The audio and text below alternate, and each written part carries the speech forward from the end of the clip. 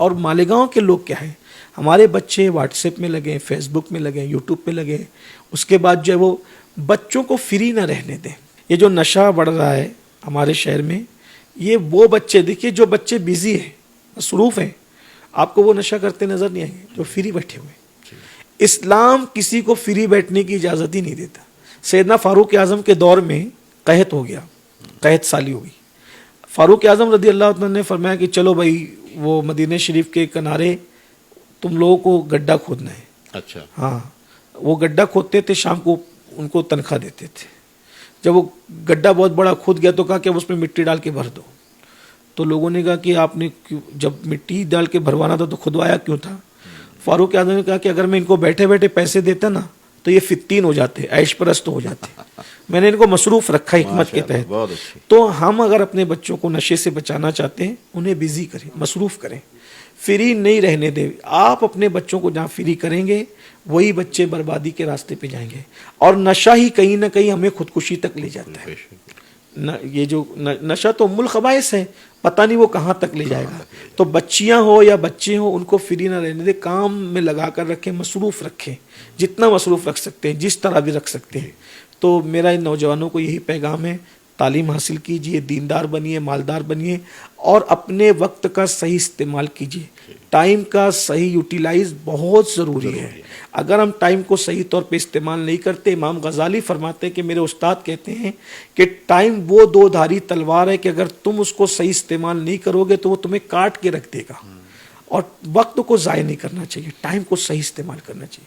ये पैगाम मैं नौजवानों को देना चाहता हूँ और सरपरस्तों से गुजारिश करना चाहता हूँ कि अपने बच्चों के दोस्त तो खुद बने। ये बहुत अच्छी बात। माँ बाप अपने बच्चों से दूरियां और गैप पैदा ना करें। हम अपने बच्चों के इतने करीब रहें, ऐसे दोस्त बन करके रहें कि हमारे बच्चे हर खट्टी मीठी बात हमें कह सके, शेयर कर सके। क्योंकि जब वो हमसे शेयर करेंगे तो फिर वो किसी और दोस्तों को तलाश नहीं करेंगे। देखिए वही बच्चियां, 99% वही बच्चियां बाहर अफेयर के चक्कर में पड़ती है जिन बच्चियों को घर में प्यार नहीं मिलता।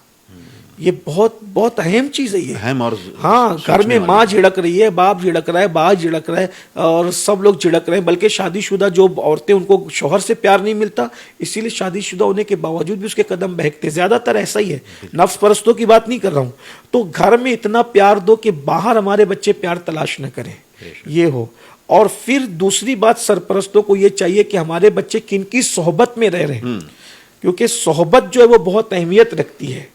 अल्लाह के रसूल सल्लल्लाहु अलैहि वसल्लम ने फरमाया कि हर आदमी अपने दोस्त के दीन पर होता है। और मौला अली रदी अल्लाह ताला फरमाते हैं कि अच्छे दोस्तों की मिसाल इत्र बेचने वाले की तरह है कि वो खुशबू ना भी देगा तो उसके पास बैठोगे तो खुशबू मिल जाएगी। और बुरे दोस्तों की मिसाल कोयले की तरह है, गर्म हुआ तो जला देगा, ठंडा हुआ तो हाथ काले कर देगा।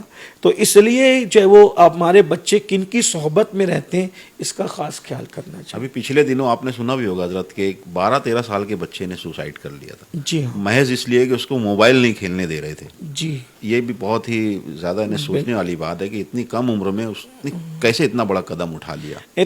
ये हम तो अफसोस है इस पर हमें, लेकिन यह है कि आखिर हमने उस बच्चे को इतना आदी मोबाइल का कैसे कर दिया कि उसको एक मर्तबा नहीं दिए तो वो इस मकाम पे पहुंच गई। भाई हमने जब देने का आदी बनाया ना तो ये नुकसान हुआ। तो हम बच्चों को मोबाइल दे क्यों रहे? कोशिश करें कि हम उनको मोबाइल ना दें। ये चीज़ तो होनी चाहिए।